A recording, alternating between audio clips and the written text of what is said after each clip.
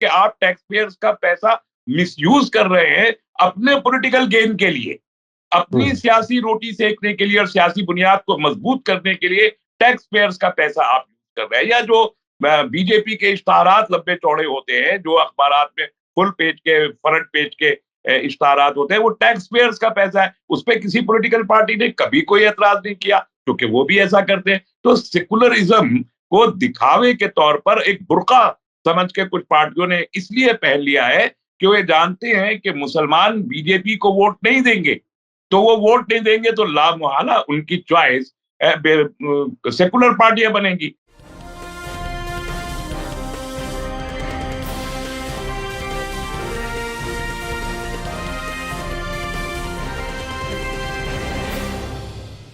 Hello, नमस्कार, आदाब, सत श्री अकाल और अस्सलाम वालेकुम। मैं हूं मोहम्मद अहमद काज़मी, लेकर आया हूं आपका पसंदीदा कार्यक्रम आपके रूबरू।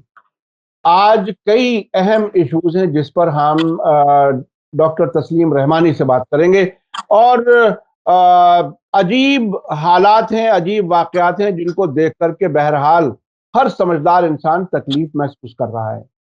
और इससे भी आगे ये समझना अब बहुत जरूरी हो गया है कि आखिर मजहब का किस तरह से सियासी पार्टियां इस्तेमाल कर रही हैं। और इस वक्त तो खासतौर पर बीजेपी ही मजहब का इस्तेमाल करके और मुसलमानों के खिलाफ नफरत और राम का नाम लेकर के और वोट लेने का तरीका, और बड़ी शर्म की बात है कि मजहबी निशानात का इस्तेमाल लोगों को डराने के लिए किया जा रहा है। जो मोहब्बत का पैगाम देने के लिए नाम थे, उनके नामों का इस्तेमाल किसी भी मजहब में हो, उनका इस्तेमाल अब डराने के लिए किया जा रहा है। ये बहुत ही खतरनाक ट्रेंड है।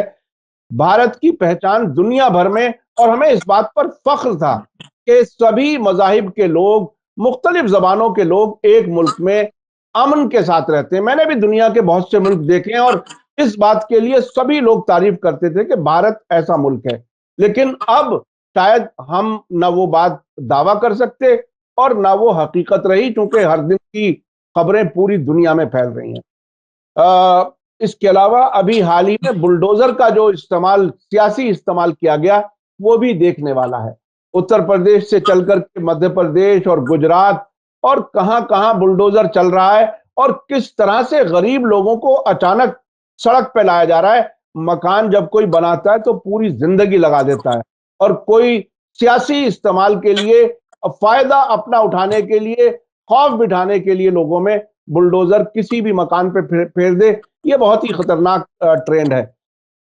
इस सब पर बात करेंगे और इसके अलावा भी कुछ और चीजें जो कुछ देश में हो रही हैं। डॉक्टर तस्लीम रहमानी साहब, वेलकम है आपका मीडिया स्टार पर। आपने वक्त दिया, बहुत बहुत शुक्रिया। आप ये बताइए कि आखिर ये मजहब का इस्तेमाल सियासी फायदे के लिए, इलेक्टोरल गेन के लिए किया जा रहा है, इसको आप किस तरह से देख रहे हैं? ये कहां जाकर के पहुंचेगा, क्या कुछ होगा इसका? देखिए काज़मी साहब, सबसे पहले तो मैं आपको और आपके नाजरीन को ये याद दिलाना चाहता हूं कि बुलडोजर का ये सियासी इस्तेमाल ये पहली बार नहीं हो रहा है। मैं याद दिलाना चाहता हूं कि 1976 में इंदिरा गांधी की जब कांग्रेस वाली सरकार थी और उसमें संजय गांधी का उरूज हासिल हुआ था, तो इसी दिल्ली में बेदरीग इस्तेमाल किया गया था बुलडोजर का। तुर्कपाल गेट के ऊपर भी, सराय खलील के ऊपर भी, और बहुत सारी जगहों पर बहुत सी मार्केट्स थी जिनको मतलब बहुत ही बेदर्दी के साथ बड़ी बड़ी बस्तियां बर्बाद कर दी गई थी उस बुलडोजर में। तो उस जमाने से बुलडोजर की एक ये तारीख है, और हमने ये देखा, ये याद रखना चाहिए कि उस बुलडोजर की कार्रवाई ने कांग्रेस की कमर तोड़ दी थी। पहले कांग्रेस की सरकार गिराई, जनता पार्टी की सरकार आई, और उसके बाद सिर्फ एक इंदिरा गांधी की जो शहादत थी, फिर राजीव गांधी की शहादत के सिंपैथी में कांग्रेस की सरकारें बनी जरूर, लेकिन जो उस वक्त बाल आया था उनकी ताकत में, वो बढ़ता चला गया। और आज देखिए कांग्रेस कहाँ जाके खड़ी हो गई। तो जब सियासी तौर पर हम जुल्म करते हैं, और उस वक्त भी बुलडोजर जो चले थे तो ज्यादातर वो मुसलमानों ही की आबादियां और बस्तियां थी जिनको बर्बाद और किया गया था, जिनको ढाया गया था। तो आमतौर पर कांग्रेस की सरकार हो, जनता पार्टी हो या बीजेपी हो, कोई बहुत आहिस्ता से और कोई बहुत जोर से मुसलमानों के खिलाफ इसका इस्तेमाल करते रहे हैं। इसकी तारीख इस मुल्क पे मौजूद है। अब मजहब का जो इस्तेमाल है, देखिए, आइडेंटिटी पॉलिटिक्स का ये मुल्क है, हमेशा आइडेंटिटी पॉलिटिक्स रही है। और मैंने पहले एक बार भी कहा था कि मौलाना अबुल कलाम आजाद जैसी शख्सियत को रामपुर जाना पड़ा था इलेक्शन होने के लिए, और पंडित नेहरू को उनके लिए कोई सीट नहीं मिली थी, सेफ सीट, कि वो वहां से लड़ें। तो ये मजहब का एक इस्तेमाल हमेशा से रहा।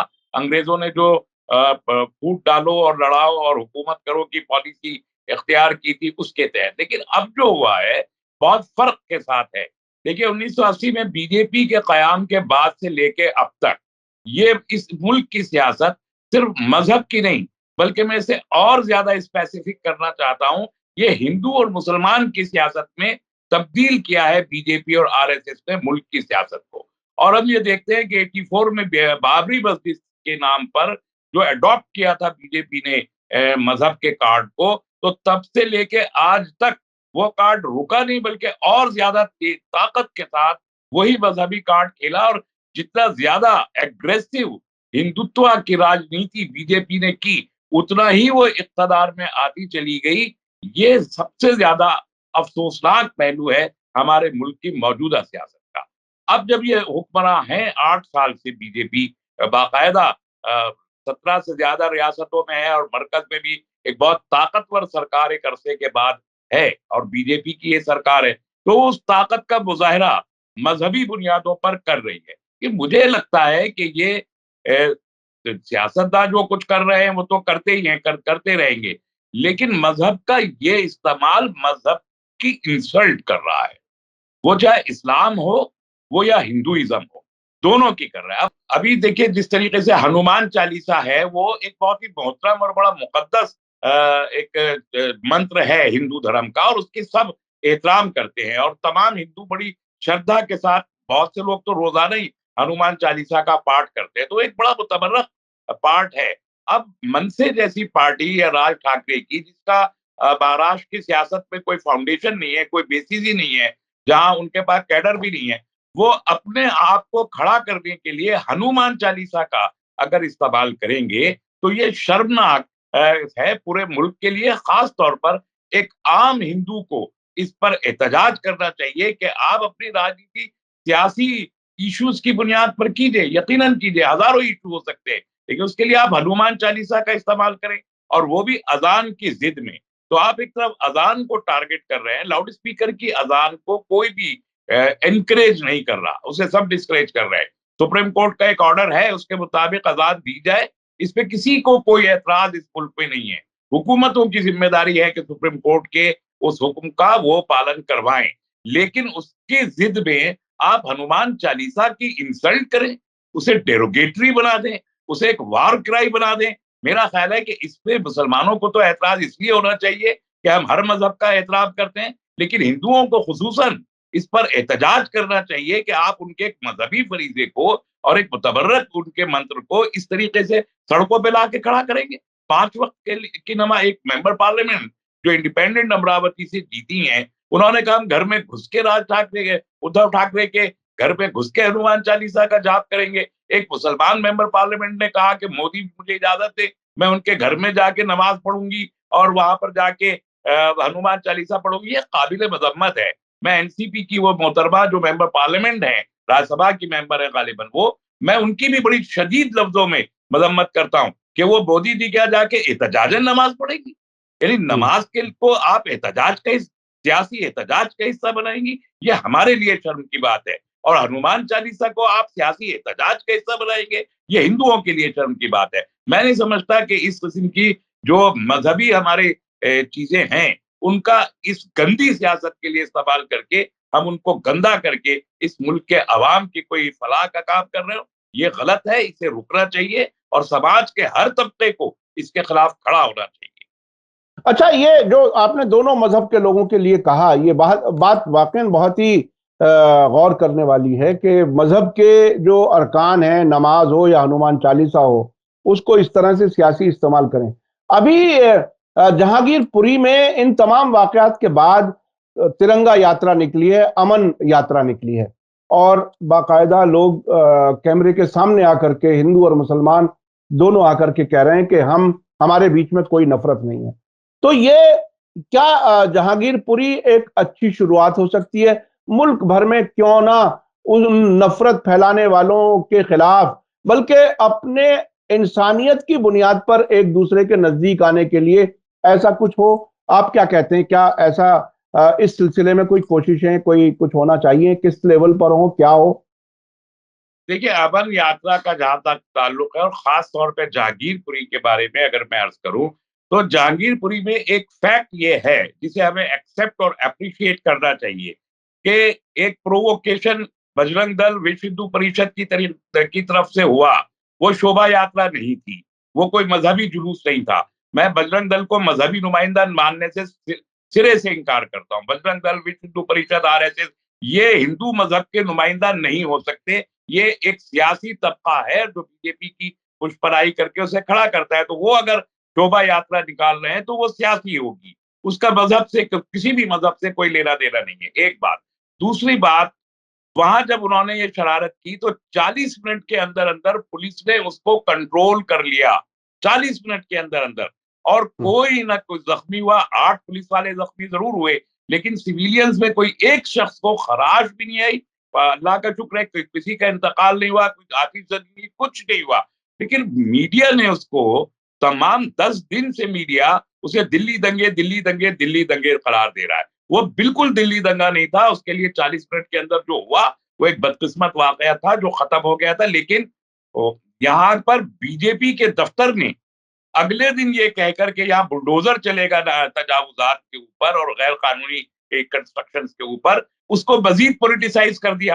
तो ये आम जो हिंदुस्तानी है, हम जो आम भारतीय हैं, वो अमन के साथ रहे हैं। 1 साल का रिकॉर्ड हमारा, 1000 साल का हमारा रिकॉर्ड है। हम अमन से रहे हैं और अमन से आगे भी रहना चाहते हैं। और मुल्क के जो मौजूदा हालात हैं वो भी, और मुल्क के बाहर जो आलमी हालात इस वक्त है वो भी इस बात का तकाजा करते हैं कि भारत बहैसियत एक मुल्क और एक कौम के, एक मुत्तहदा कौम की सूरत में इस वक्त आपस में खड़ा रहे। ये इस वक्त के हालात का तकाजा है। वरना जो आलमी हालात हैं वो मुल्क को के खिलाफ एक बड़ी साजिश का एक हिस्सा बन सकते हैं अगर ये हालात हमने कंट्रोल न किए। शायद ये वजह है कि हुकूमत भी इस बात को समझ गई है और अब उसे रोकने की कोशिश कर रही है। तो लोग पुरअमन है, लोग पुरअमन रहना चाहते हैं। लेकिन ये सियासी लोग जब अब दिल्ली में भी म्यूनिसिपल कॉर्पोरेशन का इलेक्शन होने वाला है, बीजेपी गालिबन ये महसूस कर रही है कि वो हार जाएगी, तो वो इस किस्म की चीजें करके बीएमसी का, बॉम्बे म्यूनिसिपल कॉर्पोरेशन का भी इलेक्शन ड्यू है, जहां बीजेपी की भी कोई हैसियत अभी नहीं है, वहां अगाड़ी की सरकार है, वो शायद वहां जीत जाएंगे। तो इस सूरत हाल में जहां सियासी शिकस्त का अंदेशा हो, वहां मजहब के अहम तरीन और मुबारक तरीन चीजों का मिसयूज और इंसल्टिंग डेरोगेटरी वे में इस्तेमाल करके इलेक्शन जीतना अमन को बर्बाद करता है और इस मुल्क के जो हिंदू मुस्लिम यगानगत है उसे तोड़ने की नापाक और मजमूम साजिश करके ये कोशिश का नतीजा बिलाखिर मुल्क के टूटने पे निकलता है। इसलिए जो लोग भी हरकत कर रहे हैं, मैं उन्हें खुले लफ्जों में कहता हूं कि वो मुल्क दुश्मन है। उनको मुल्क से प्यार नहीं है, ना वो हुब्बुल वतनी जानते हैं किसे कहते हैं, ना वो राष्ट्रवाद जानते हैं किसे कहते हैं, बल्कि वो सिर्फ अपनी सियासत जानते हैं, उसके लिए मुल्क तोड़ने की साजिश। अच्छा, अभी सरकार ने कुछ टेलीविजन चैनलों को भी काफी सख्त सुस्त उन्हें कंट्रोल करने के लिए कहा है।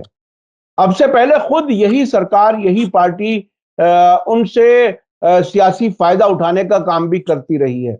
अब ये जो ताजा सरकार की तरफ से इनको रोकने की बात कही जा रही है, क्या ये वक्ती है, क्या ये संजीदा मूव है, या किसी प्रेशर में? क्योंकि अभी जो न्यूयॉर्क में जिस तरह से हमारे विदेश मंत्री को प्रेस कॉन्फ्रेंस में हकलाकर के वक्त गुजारना पड़ा और जवाब नहीं दे पाया, सवाल कुछ था जवाब कुछ दे रहे थे, क्या बैनुल अक़वामी दबाव के नतीजे में ये हुआ है? मैं बिल्कुल इस बात से एग्री करता हूं और हमने पहले भी कहा है। देखिए, अभी भी मैंने अर्ज किया कि दो चीजें, एक तो मुल्क के अंदरूनी हालात अगर इस ग्लोबल सिचुएशन में जो आलमी सूरत हाल बनी हुई है उसमें मुल्क के अंदरूनी हालात में अगर हिंदुस्तानी कौम, भारतीय कौम मुत्तहिद नहीं होती तो इसका बहुत बड़ा खतरा हमारे ऊपर मंडरा रहा है मुल्क के टूटने का। ये एक आस्पेक्ट है। दूसरा आस्पेक्ट ये है कि जो दुनिया कम से कम दो खेमों में बटी हुई है। एक खेमा है जो यूरोप का और अमेरिका के कंट्रोल में है, और जो उधर से यूक्रेन को सपोर्ट कर रहा है। दूसरा खेमा रूस और चीन के कंट्रोल में है और वो बहुत बड़ी तादाद में, और इस वक्त एक अपकमिंग फोर्स है जहां यूएस और यूरोप और यूएन की फोर्सेस कमजोर होती चली गई हैं, खासतौर पर अफगानिस्तान के बाद। वहीं चीन और रूस को एक गोरा ताकत हासिल होती रही है। तो जो जियो पोलिटिकल पावर बैलेंस है वो जिस अंदाज से शिफ्ट हो रहा है, उस शिफ्टिंग में अगर भारत के ह्यूमन राइट्स का वायलेशन और माइनॉरिटीज परसिक्यूशन के वाकयात बहुत ज्यादा रिपोर्ट हुए, जैसा कि अल जजीरा ने भी अपने पिछले दिनों रिपोर्ट किया और कई इंटरनेशनल हेडलाइंस इसकी बनी है। तो इससे मुल्क के अंदर जो हमारा इन्वेस्टमेंट आते हैं सारी दुनिया से, वो बहुत ज्यादा मुतासिर होंगे इन खबरों से जो सारे वर्ल्ड मीडिया में चल रही हैं। वो इन्वेस्टमेंट अगर मुतासिर होते हैं यहाँ, तो हमारी जो इकोनॉमिक बैकबोन है, जो ऑलरेडी हम कमजोर इकोनॉमी के फेज से गुजर रहे हैं, वो मजीद कमजोर होगी। तो ना दाखिली सतह पर अच्छा है ये, ना मुल्क के बाहर के लिए। और शायद इसको सेंस किया है हुकूमत ने भी, और थ्रेट्स भी मिली हैं बहुत सी जगहों से कि, और ये वजह है कि यहाँ मीडिया एडवाइजरी भी जारी की है। हालांकि ये काम तो मीडिया एडवाइजरी के जरिए ही डायरेक्टली हो रहा था शुरू से। यानी मैं ये बात, क्योंकि मैं टेलीविजन पे जाता रहता हूँ, मुझे अंदाजा है आरएसएस का दफ्तर तय करके भेजता रहा है कि आज टेलीविजन पे कौन सी डिबेट्स होगी, कौन से पैनलिस्ट होंगे, ये सब वहां से तय होके आता रहा है। तो आज मुल्क को खतरा दरपेश है, तो शायद इसको रोकने की कोशिश की जा रही है। और ये है तो आर्जी, लेकिन अल्लाह करे कि ये मुस्तकिल हो जाए किसी सूरत। ये बहुत इंपॉर्टेंट है, मीडिया का बड़ा रोल है मुल्क में फिरका वाराना जगानगत को बढ़ाने में भी और उसे तोड़ने में भी। दोनों में मीडिया का रोल है। मीडिया को तय करना होगा कि वो मुल्क तोड़ना चाहता है या मुल्क बनाना चाहता है। हिंदू राष्ट्र इस मुल्क में कभी भी नहीं था। 10,000 साल की तारीख है हिंदुस्तान की। यहाँ पर छोटे छोटे से राज्यों का मुल्क रहा है, राष्ट्र तो कभी था ही नहीं। तो हिंदू राष्ट्र होना तो कोई मतलब ही नहीं हिंदू राष्ट्र होने का। राष्ट्र, भारत को राष्ट्र बनाने का काम तो मुसलमान हुक्मरानों ने किया है। उन्होंने एक मुत्तहदा भारत कायम किया है। वो मुत्तहदा भारत मुसलमानों के जमाने में भी मुस्लिम राष्ट्र नहीं था, भारत ही था। और ये कभी ना हिंदू राष्ट्र, ना मुस्लिम राष्ट्र, ना सिख, ना ईसाई, ना जैन, ना पारसी, कोई राष्ट्र नहीं बन सकता। भारत का जो जो स्वरूप है, जो इसकी शक्ल सूरत है, जो हैयत है, इस हैयत में ये एक सेकुलर राष्ट्र ही की हैसियत में तरक्की कर सकता है, आगे बढ़ सकता है, पुरअमन रह सकता है, विश्वगुरु बन सकता है। लेकिन ये हिंदू मुस्लिम सिख राष्ट्र बन के कभी भी ना इससे पहले तरक्की की है मुल्क ने, ना आइंदा इसकी कोई तवक्को है। तो मीडिया का रोल हिंदू राष्ट्र बनाने के लिए जो रोल मीडिया प्ले कर रहा है, वो इस मुल्क के लिए खतरनाक है, दुश्मनाना है और मुजरिमाना है। तो ये आपने बताया कि आरएसएस ही एक तरह से मीडिया को इस तरह से डिबेट और पैनलिस्ट और गेस्ट तक के नाम भी वो फाइनल करते रहे, और ऐसा बाकायदा महसूस होता रहा है बार बार। मुख्तलिफ चैनल देखिए, एक ही किस्म के सब्जेक्ट पर एक ही तरह से डिबेट होते रहे हैं, और उसमें बिल्कुल ऐसा है कि कुछ लोग तो ये कहते हैं कि अगर आप एक हफ्ते लगातार उस किस्म के डिबेट देखें तो आप ब्लड प्रेशर के मरीज हो जाएंगे और पड़ोसियों से नफरत करने लगेंगे। तो ये इस हालत तक आरएसएस ने मुल्क को यहां तक पहुंचाया है। अब उन पार्टियों की बात जो सेकुलरिज्म का दावा करती रही हैं, जो सॉफ्ट हिंदुत्व जिसको कहा जा रहा है, वो भी कहीं खुल करके हिंदू मुसलमान वाले मामले पर खुल करके कुछ नहीं कह रही हैं। वो क्या कुछ उससे कैसे, उनसे जो उम्मीदें थी सेकुलर लोगों को, ना सिर्फ मुसलमानों को, सेकुलर लोगों को, जो इस मुल्क को सेकुलर मुल्क के तौर पर सब इत्तेहाद के साथ जिंदगी जिए, तरक्की करें, उस सोच के रखने वालों के लिए भी कोई जो सेकुलरिज्म का नाम अब तक उसी से पार्टियां चलाती रही हैं, मुल्क में हुकूमतें करती रही हैं, वो क्यों खामोश हो गया? देखिए, कहीं ना कहीं ये जो प्रोपेगेंडा है, जो टेलीविजन के जरिए हो, अखबारात के जरिए हो, ब्यूरोक्रेसी के जरिए हो, मुख्तलिफ टूल्स है प्रोपेगेंडा के अभी। और वो सारे टूल हिंदुत्व की बात कर रहे हैं और हिंदू राष्ट्र की बात कर रहे हैं। तो ये जो सेकुलर पार्टीज हैं, सो कॉल्ड सेकुलरिज्म, इस मुल्क में कभी मुझे नहीं लगा एक दिन के लिए भी, आई एम सॉरी टू से, शायद ये एक बड़ी बात हो, लेकिन मुझे सन 47 के बाद से पर्टिकुलरली और 1950 में स्पेसिफिकली कॉन्स्टिट्यूशन के इम्प्लीमेंट हो जाने के बाद से अब तक एक दिन के लिए भी सेकुलरिज्म आता हुआ इस मुल्क में दिखाई नहीं दिया। तो ये जो पॉलिटिकल पार्टीज हैं, इनके इनके जो इक़्तिदार आला है पार्टियों का, इनके जो लीडर्स हैं, इनके प्रेसिडेंट हैं, इनके जनरल सेक्रेटरी हैं, इनके अथॉरिटेटिव हायरार्की में हिंदुत्व बसा हुआ है। मैं ये इल्जाम इन सब पे लगाना चाहता हूँ और इसे मैं साबित कर सकता हूँ। चाहे वो कांग्रेस हो, चाहे वो कम्युनिस्ट पार्टियां, इवन कम्युनिस्ट पार्टियां, Samajwadi, BSP, BJD, DMK, AIADMK, Trinamool Congress, ये सारी पॉलिटिकल पार्टीज क्या की लीडरशिप के अंदर हिंदुत्व का उनसर बड़ा मजबूती के साथ मौजूद है।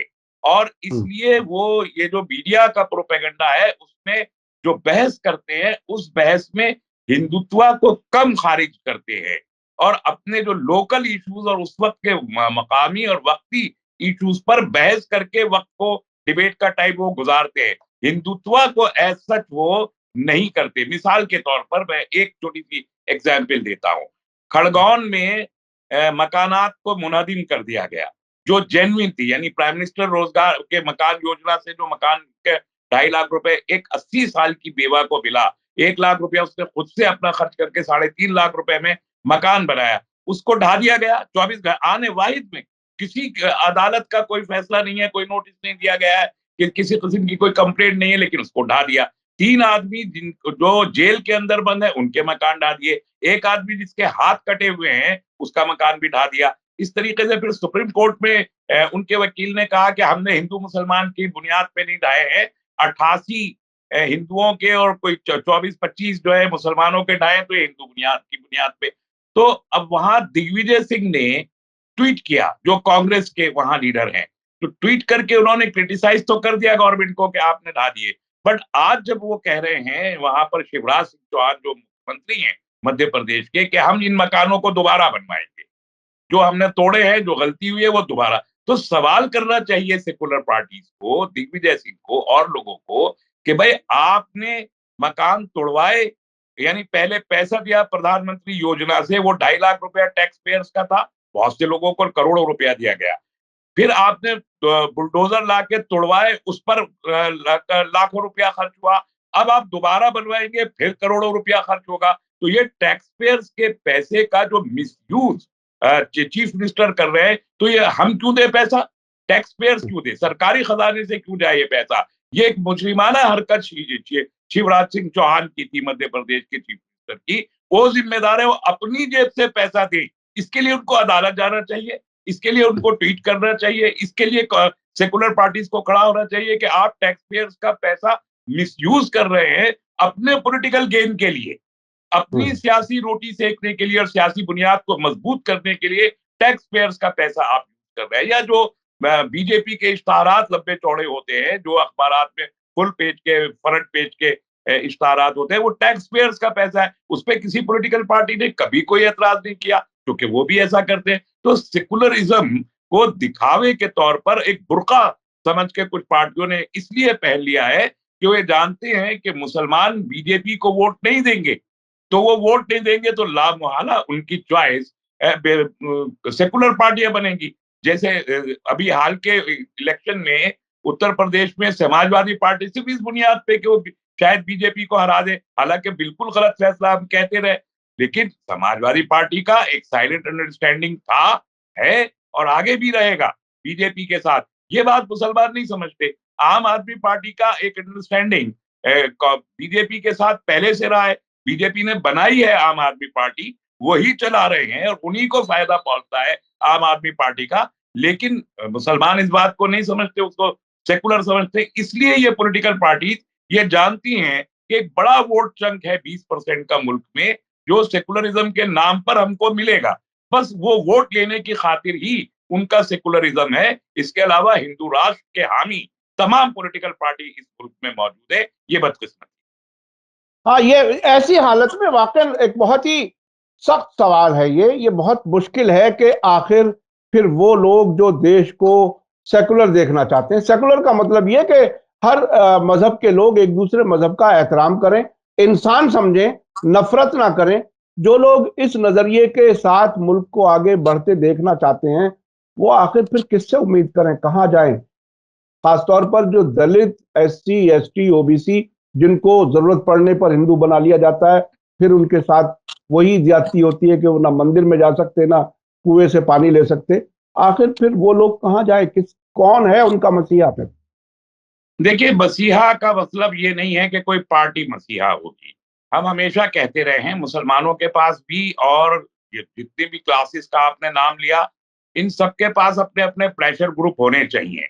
इत्तेफ़ाक है कि दलितों के पास और ट्राइबल्स के पास अपने कुछ ना कुछ प्रेशर ग्रुप हैं और वो बार्गेन कर लेते हैं मुख्तलिफ पॉलिटिकल पार्टी से। मुसलमानों के पास ऐसा कोई प्रेशर ग्रुप नहीं है। एक प्रेशर ग्रुप मुसलमानों का ऐसा होना चाहिए। और जब तक वो नहीं है, तब तक मुसलमानों की पॉलिटिकल स्ट्रेटेजी, मैं इसका हामी नहीं हूं कि ये कहा जाए कि मुसलमान वोट देना बंद कर दें या डेमोक्रेटिक प्रोसेस में हिस्सा लेना बंद कर दें। मैं इसका शदीद मुखालिफ रहा हूं, लेकिन अब तक तो हूं।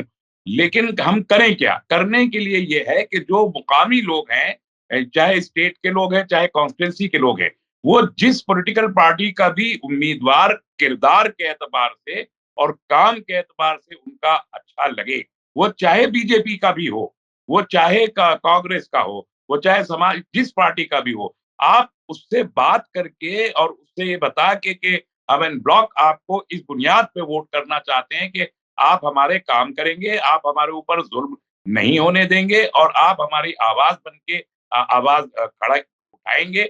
ये वादा लेकर अगर हम constituency to constituency different political parties को वोट करें, इंक्लूडिंग बीजेपी, सियासत में कोई परमानेंट दोस्त होता है, ना परमानेंट दुश्मन होता है। ये मौके की मुनासबत से होती है। आज भी बीजेपी के बहुत सारे ऐसे एमएलए हैं जो मुस्लिम वोट से चुनकर गए हैं और वो अपनी कॉन्स्टिट्यूंसी में मुकामी सतह पर मुसलमानों की हिमायत करते हैं।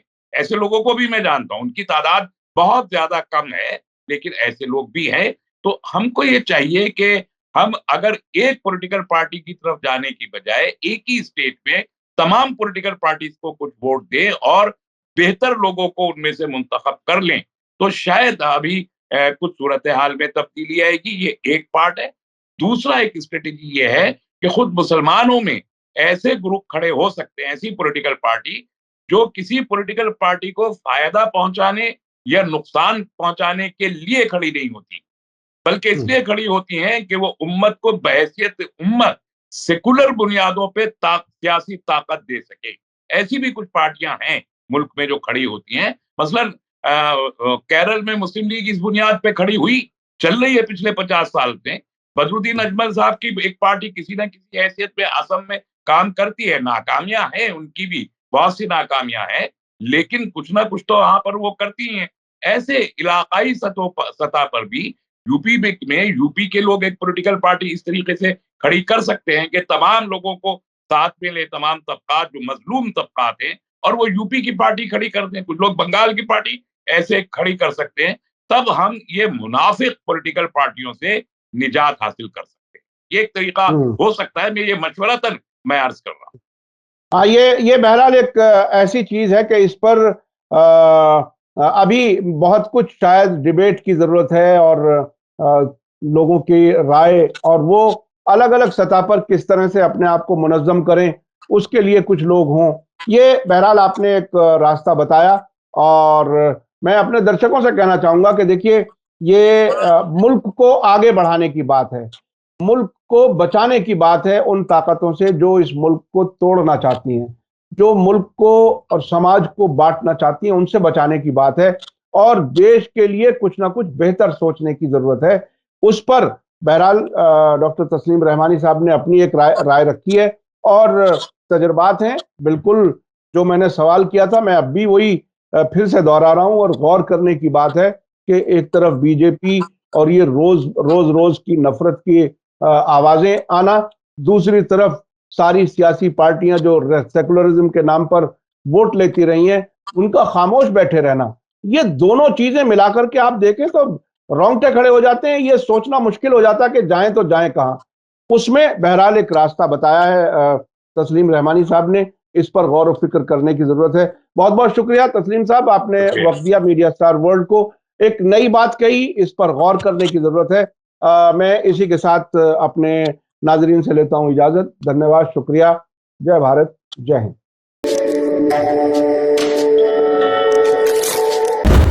मीडिया स्टार वर्ल्ड के और वीडियो देखने के लिए हमारे चैनल को सब्सक्राइब करें और सीधे नोटिफिकेशन पाने के लिए बेल आइकन दबाएं।